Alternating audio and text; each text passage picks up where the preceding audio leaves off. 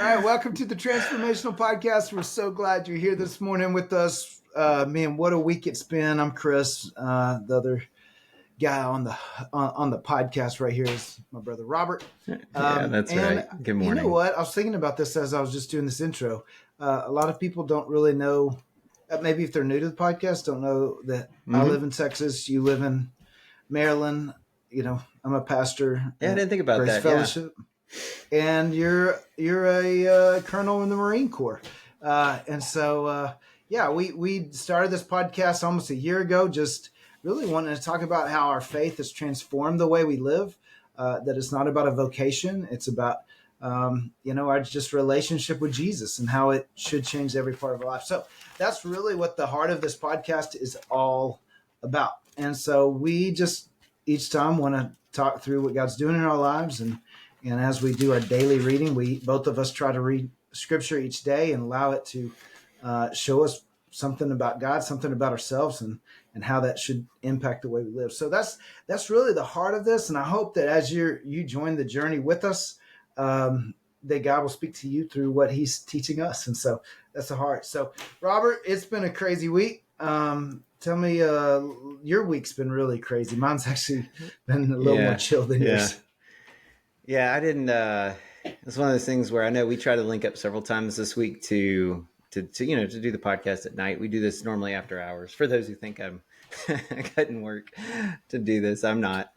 Robert likes to do it not at night so he can show off the Washington Monument behind his shoulder out the window.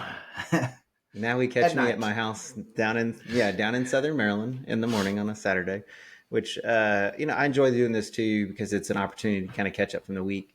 This week, Chris, was, the job I'm currently doing is I hate to say it, it's like a 10 to 12 hour job. That's what it does each day. And nothing less than 10. I think that would be weird. Actually, I got out one day. I was like, whoa, I got off early. It was like 11-hour day.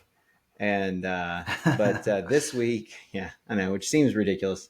This week was pretty exceptional. I think I was doing 12 to 14-hour days every day, starting on Monday. Nice. And it was pretty crazy. We were, as a organization, assigned an event that we were working on. It's not important for the purpose of the podcast, but we were traveling to it on Monday morning, and by Monday afternoon we were not traveling to it, and then Tuesday morning we were traveling to it, and then by Wednesday afternoon we were no longer traveling to it.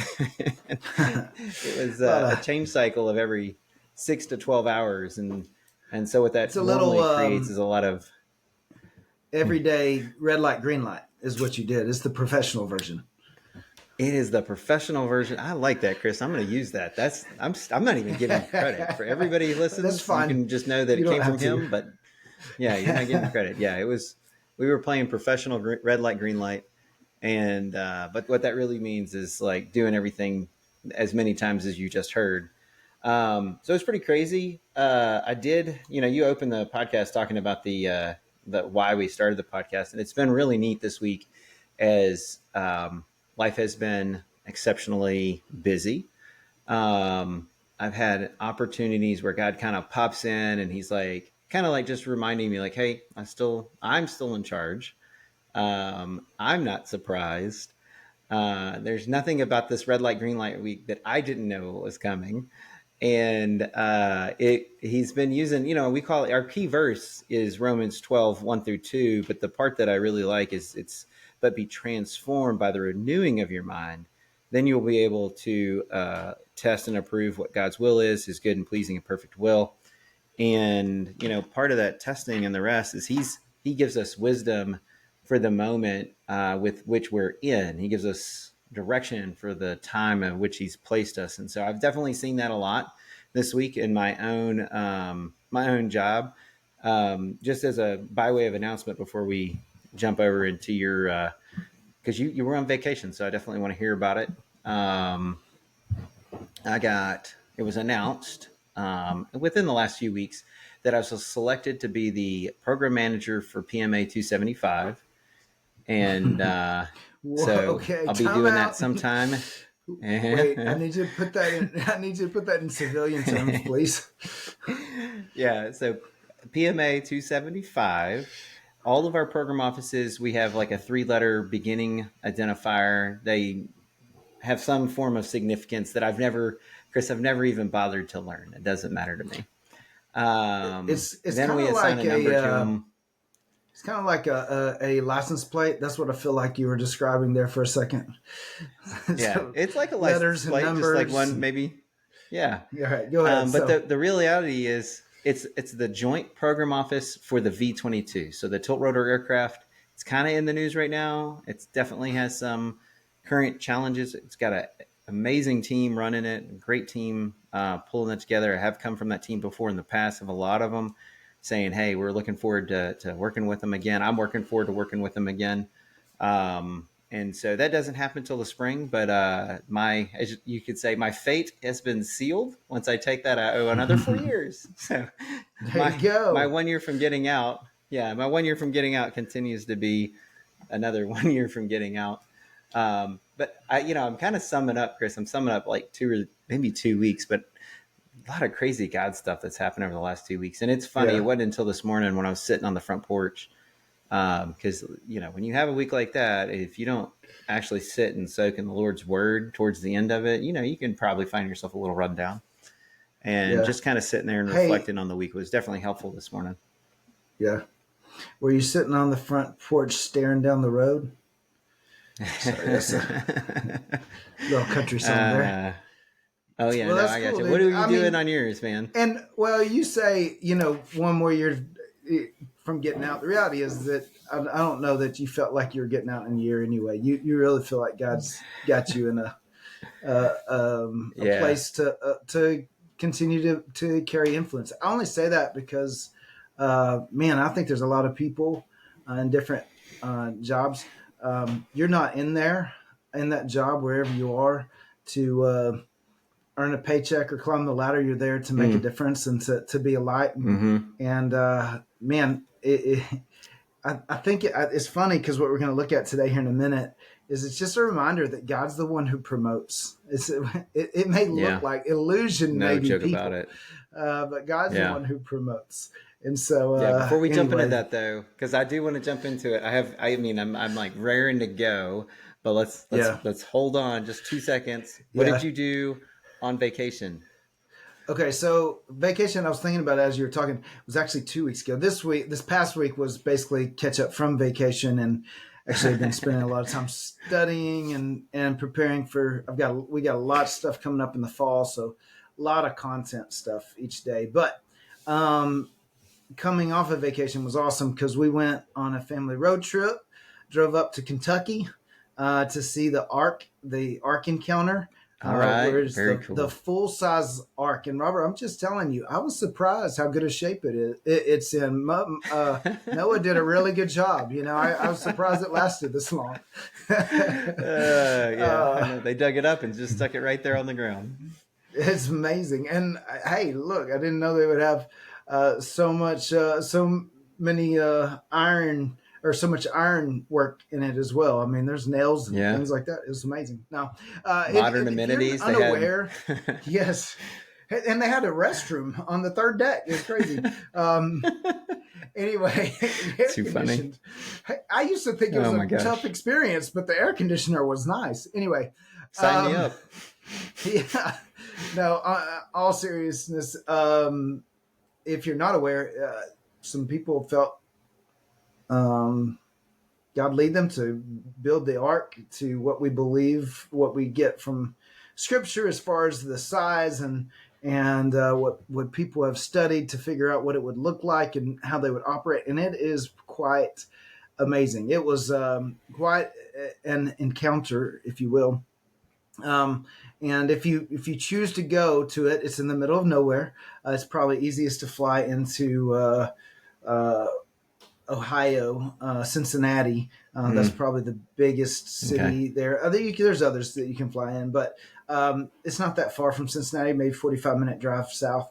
And that's cool. it's in the middle of nowhere, but you'll need an entire day to go through it. It's quite interesting. Lots of now, I will say it is lots of reading, so get your read on. Um, but then we also spent half a day, or we stayed there till a little after lunch, and then went up to the Creation Museum, which is Okay, I don't know that I've even heard of that. it's I forgot what town it's in. Once again, it's kind of in the middle of nowhere. It's pretty close to Cincinnati, so Okay. it's pretty close to Ohio. We actually drove from there and took a little 15-minute drive so that we could drive through Indiana and Ohio to add that to our road trip states, because we're right there at the corner All is right. where it is. Nice. And so we hit those two up. Okay. And that was really cool. I would say I wish I had more time at the Creation Museum and I hadn't been at the Ark all day because, man, I was tired. My eyes were tired. My brain was tired. But it is fascinating, Robert. Like the people who have heard that, well, the Bible and science are in conflict. That is a bunch of hooey that we have been fed, and actually, what you'll begin to discover is that the reason that science itself doesn't talk more about creation and about what they've discovered is because it really points toward creation, towards proof of creation, but out of a bias of not wanting to acknowledge God, they refuse to talk about it. They refuse to show what science has uncovered in the world of how to age the earth, the carbon dating, all this kind of stuff. What I love here is it's not fairy tale explanations. It is scientific explanations of why this is significant and why this is scientifically accurate. The statement that I kind of hold on to is that the Bible's is not a history book, and it's not a science book, but in every place in history and science books that when the Bible talks about history or talks about science, it's affirmed through those, or it has been confirmed in those areas. And so it's been fascinating, and I would just encourage anyone who's ever struggled with that. Unfortunately, man, there's probably the generation after us, man, they got pushed really heavy, that science is in conflict with of Scripture, and man, I think if you do some digging, it's pretty fascinating. Yeah, I agree. Yeah, I think, of course, I enjoy that stuff. So, but I think the big takeaway, because we enjoy it, or at least I enjoy it. The big thing is, if you don't enjoy it, I wouldn't hold on to your personal, whatever you've been fed just out of ad hoc. Like, I'm just going to hold on to it because I don't enjoy it. I'm not interested in looking it up, and so I'm just not going to look, and I'm just going to hold on to whatever it is that I have.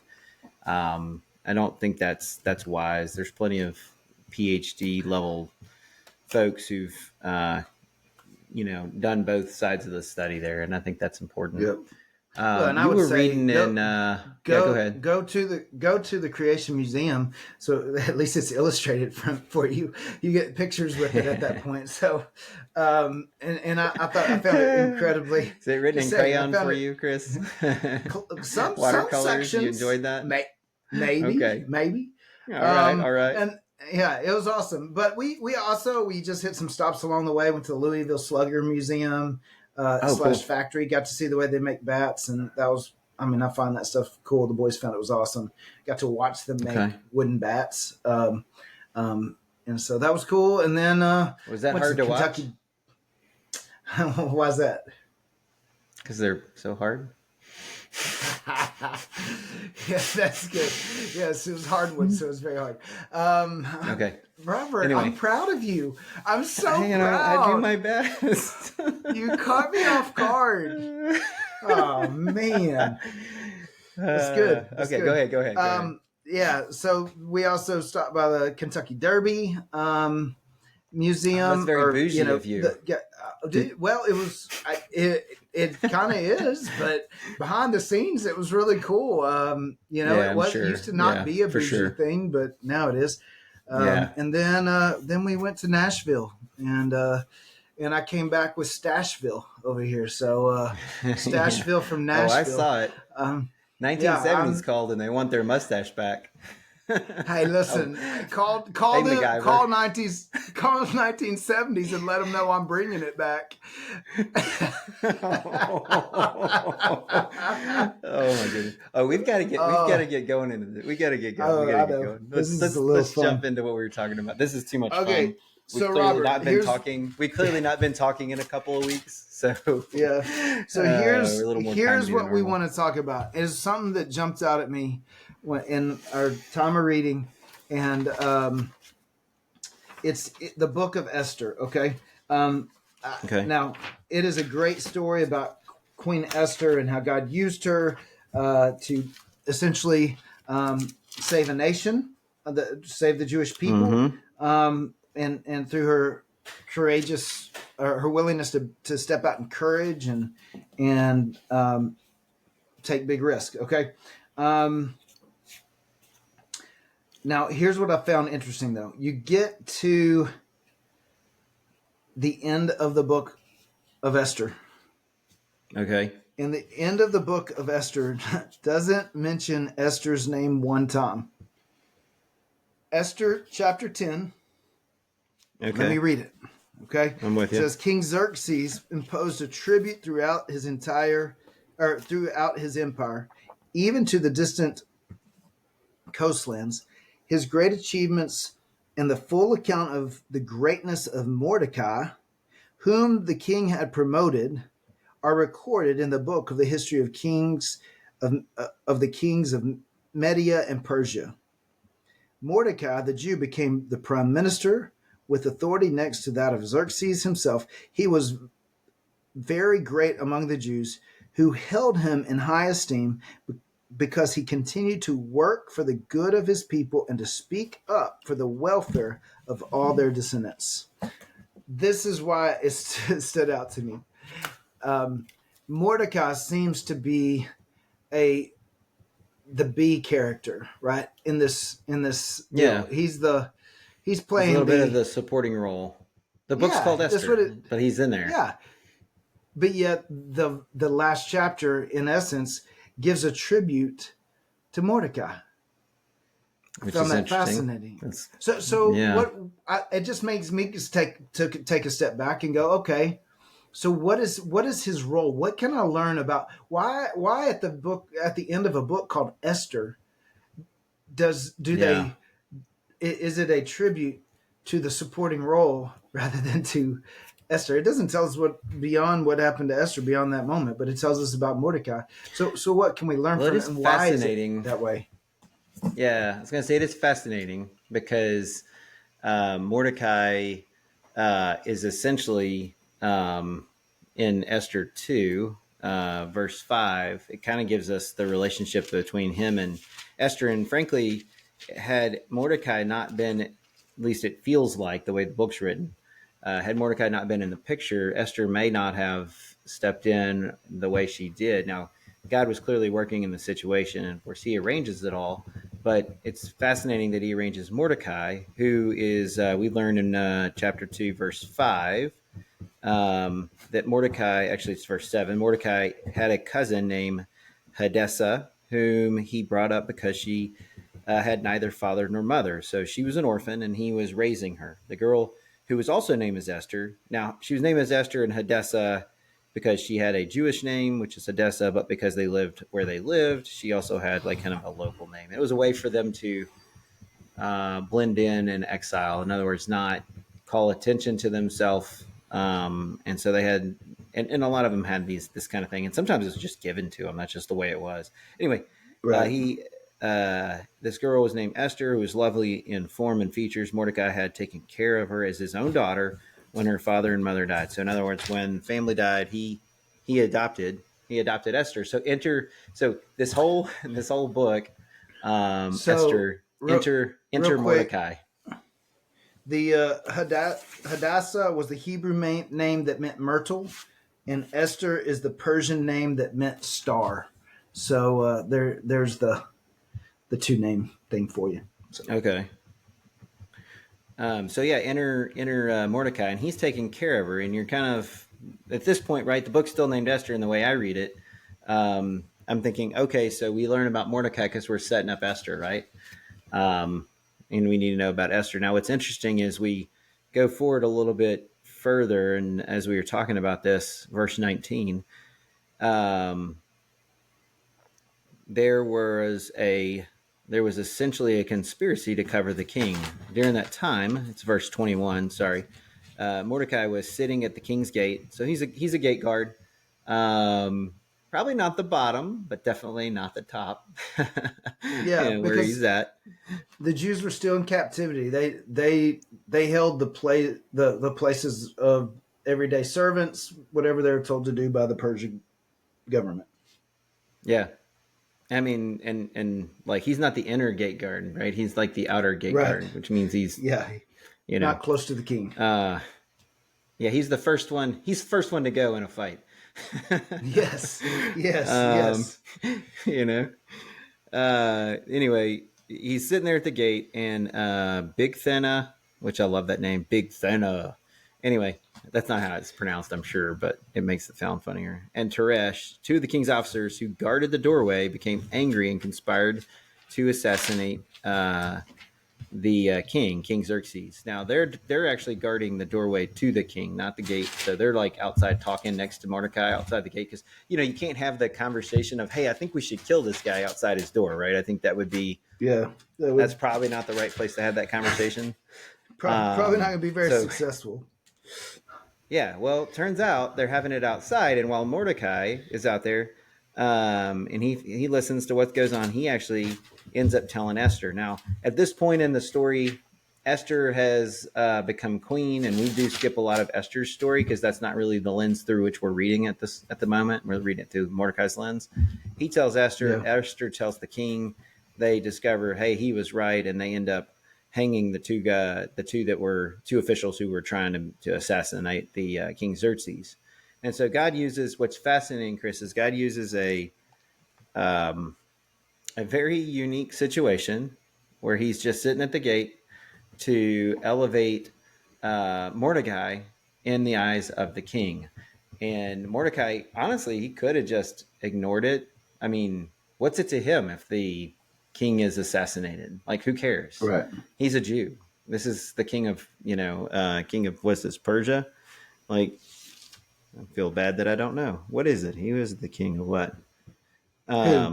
Xerxes? Persia? Xerxes, he's one of he's the Persian. Yeah, Persia. Sorry, Persia and Media. Sorry. My brain blanked. So who cares? These are the folks who are keeping them in captivity, more or less. They're exiled here. And so, but Mordecai, being the man of God he is, he's like, no, I can't stand by and let evil do evil, right? He's like, I'm going to have to tell Queen. Queen tells the king, or at least the officials. They do some investigation, and sure enough, not the gate guards, but the door guards, the one who actually could have killed King Xerxes, they were actually conspiring. And so they hung him, because that's obviously not allowed at that time. Yeah.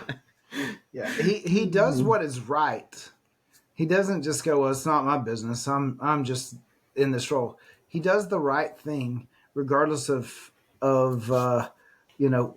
whether it would benefit him or not. I mean, at this point, there's no guarantee of any kind of benefit. But he goes, no, I have to do the right thing.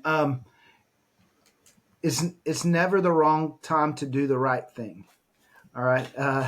There's never a wrong time to do the right thing. And I think about that. I think often when we feel as if, man, that's the right thing to do, but maybe somebody will do it.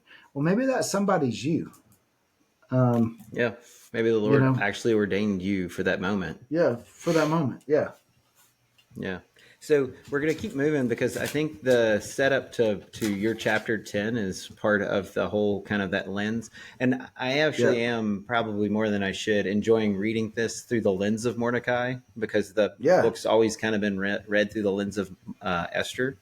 So anyway, we move on, and this guy named Haman, who happens to be a really, really bad dude, gets elevated to one of the highest seats of honor, which is interesting how many times that sometimes can happen.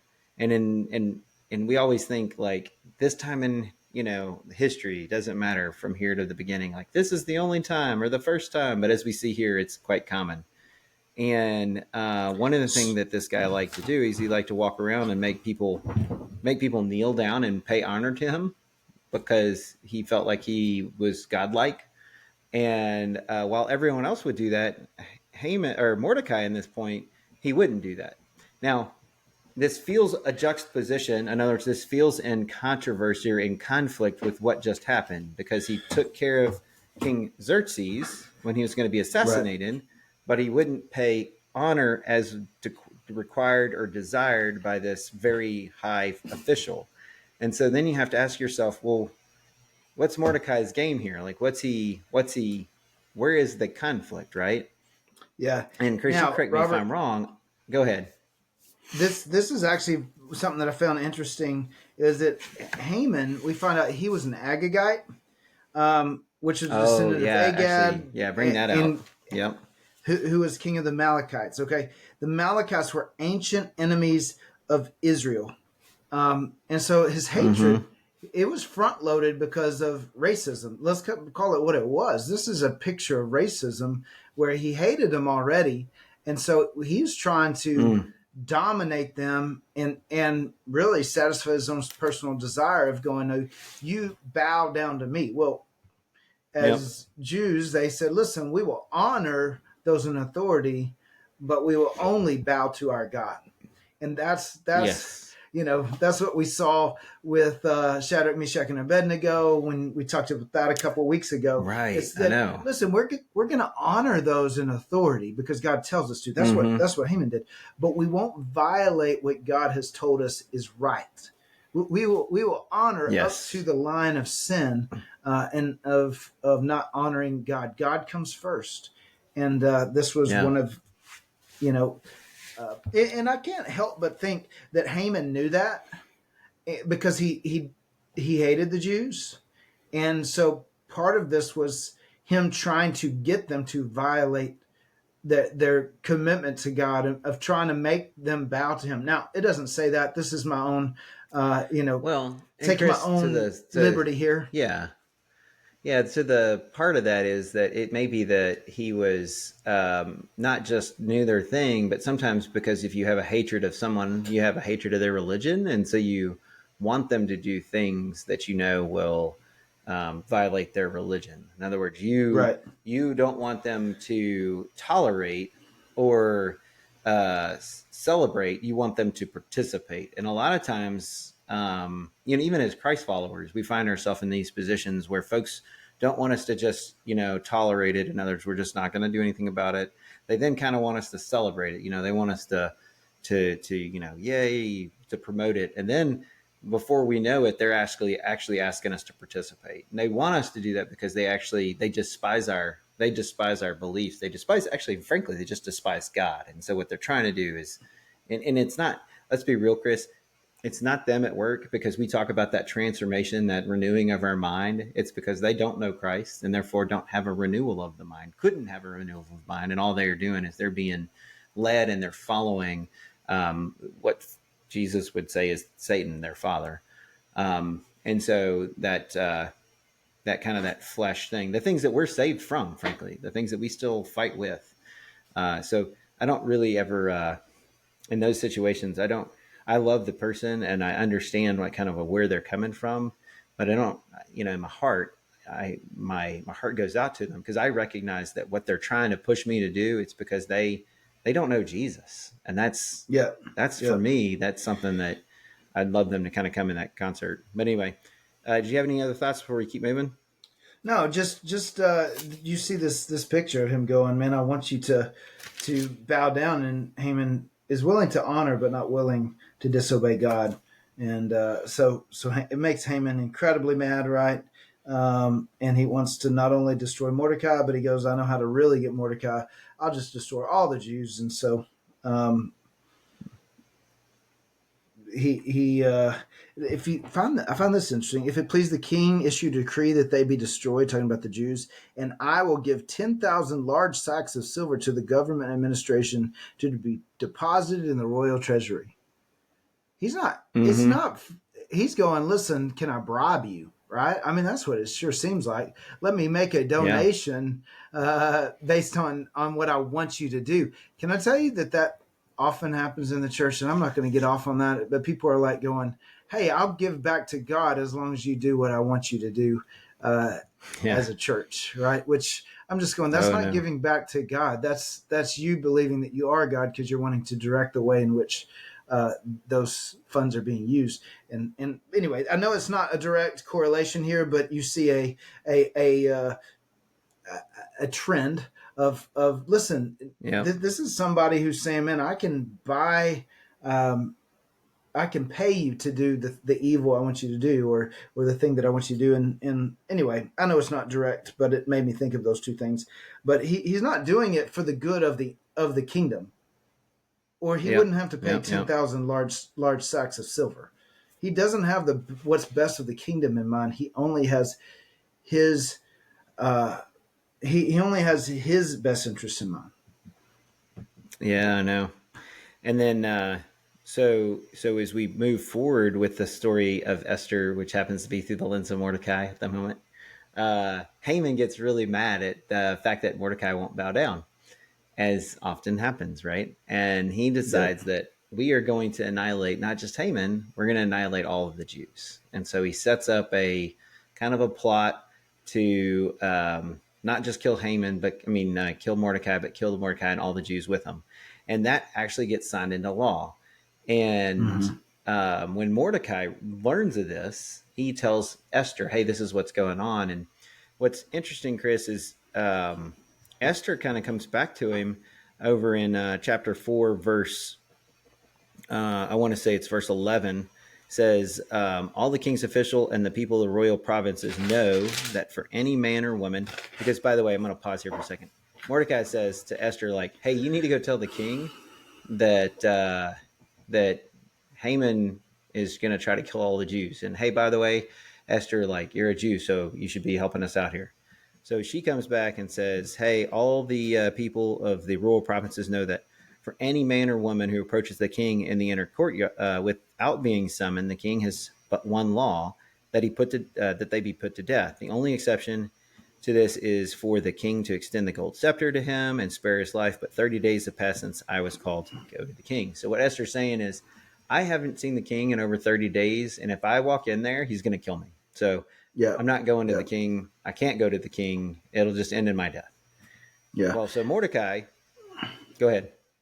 Well, his response is, I think, is fantastic. He says in verse 13, Yeah. "Don't think for a moment that because you're in the palace, you will escape when all the other Jews are killed." He's saying, and Mm-hmm. then he says, "If you keep quiet at a time like this, deliverance." Oh, I love this. If you keep quiet at a time like this, deliverance and relief for the Jews will arise from some other place, but you and your relatives will die. Who knows if perhaps you were made queen for such a time as this? Man, that is like that's the key verse for this story, right? I mean, for It such a is. time as Yeah. this. And I love it too because this is Mordecai's wisdom and his influence.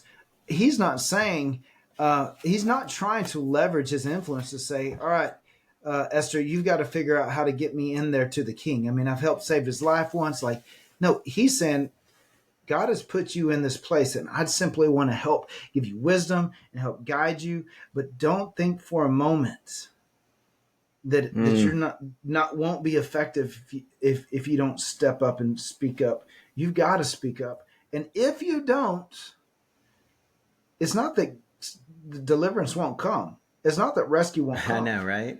It's that God will Yeah. use someone else to do it, and you'll be Man, I tell destroyed you in the what, process. I've told this story before, and I'll make it really quick. But there was a time when God was like, hey, I want you to do something. I ignored him. And while I'm watching, God made that happen through someone else. And God said, I can do it without you. I'm just Yeah, inviting you. I'm inviting you to join me. And in this case, yeah, it's fascinating because Mordecai, he's not beating her down like, "Hey, you idiot! Like you need to be. This is like the only reason you're there." Blah blah blah blah. No, he's actually calling her up right now. He is very wisely giving her the reminder that, like, you won't escape it. Like, if you don't do something, you're not going to escape it. Don't think that you can just hide and not do anything.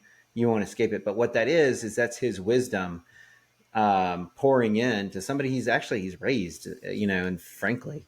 And I love Esther's response for such a time as this, because, I've used that. That's like, I want to come back to the first such time as this, but I love Esther's response because I think it gives you a very clean insight into what she was actually thinking when she came back and said, okay, I'll do it. She said, when this is done, I will go to the king, even though it is against the law. And if I die, I die. Yeah. And well, I don't think she thought she was going to make it out of it alive, to be honest. No, but she calls for she calls for him to go gather the Jews and say, hey, have them fast and pray for me. Yes. She understood where her power and her protection came from.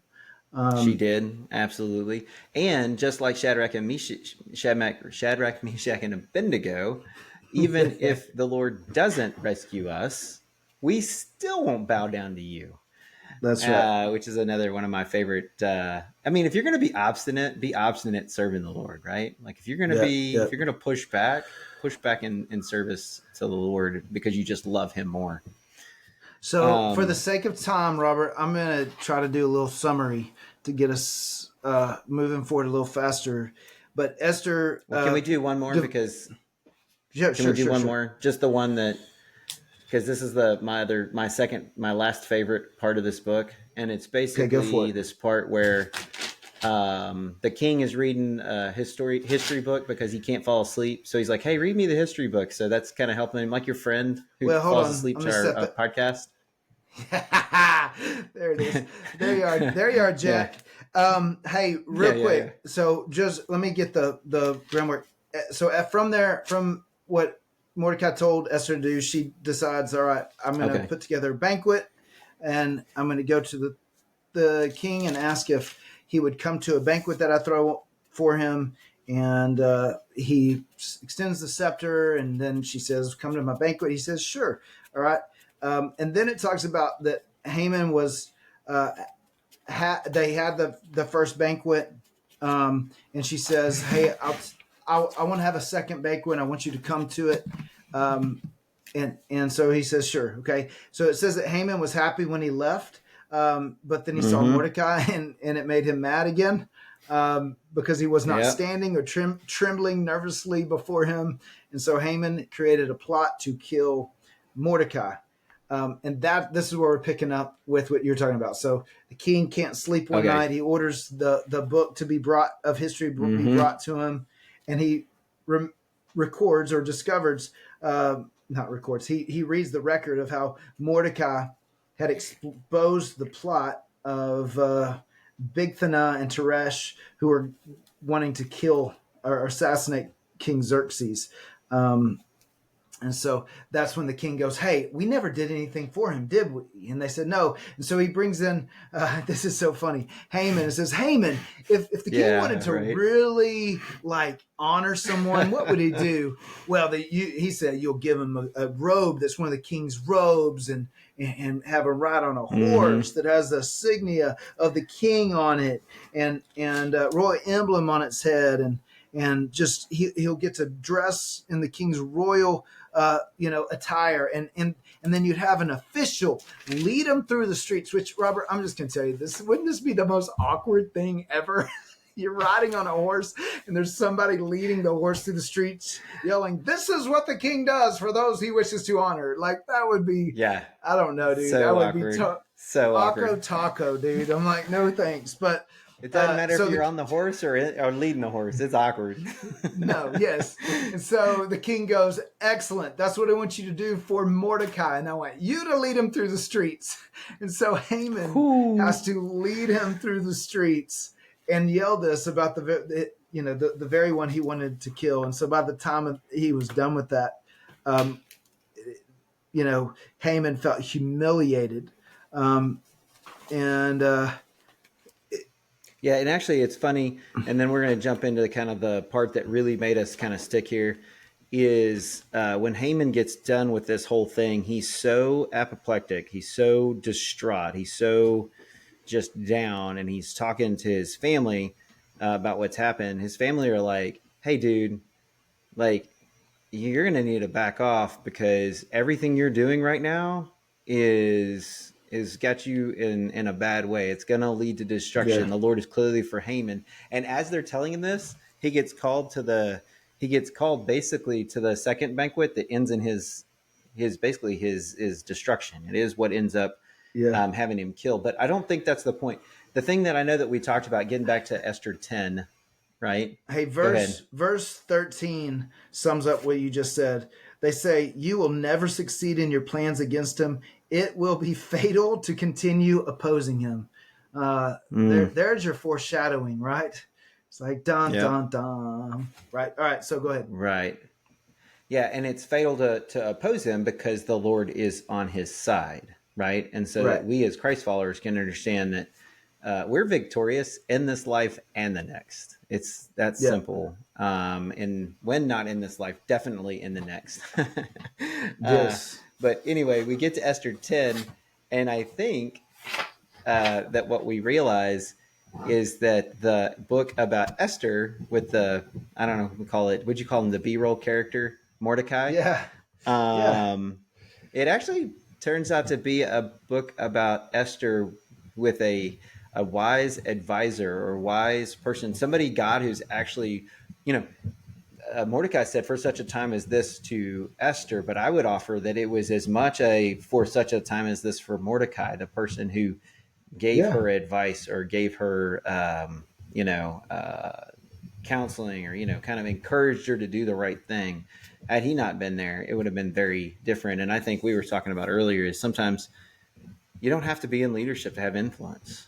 You don't That's right. have to be numero uno to be able to um, to operate within your sphere of influence. And frankly, Chris, I'm going to hand it over to you. I don't think that anybody is in a situation that isn't for such a time as this. I For think real. that's the Yeah. reason why God calls us to work with him. It is for such a time as this. It's exactly where you are, exactly what Yeah. you're doing. And I don't care what you're doing. It is for such a Yeah. time as that. That's what he's doing. He may be having you in training like he did with Joseph, with through Potiphar's house, and through that, those times as he was waiting to be like number two in Egypt. It may be David out in the wilderness, kind of waiting to be king over Israel.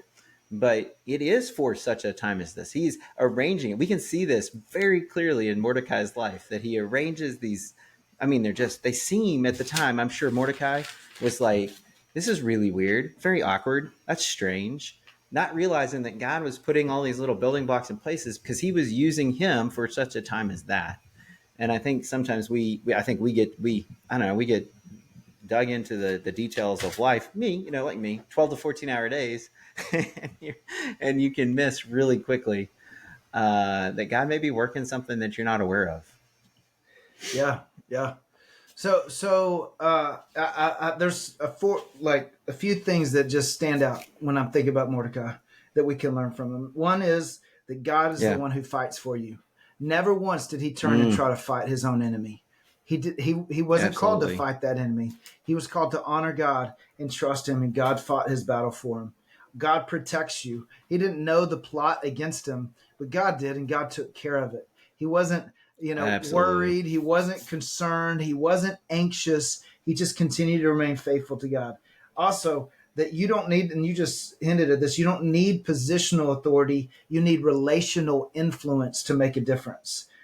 That's what Mm, really leadership is. It's not about your positional authority. It's about your relational influence. And so, how did he gain that? He gained that by fighting for the good of other people. That's what it says at the end. It's why they loved him.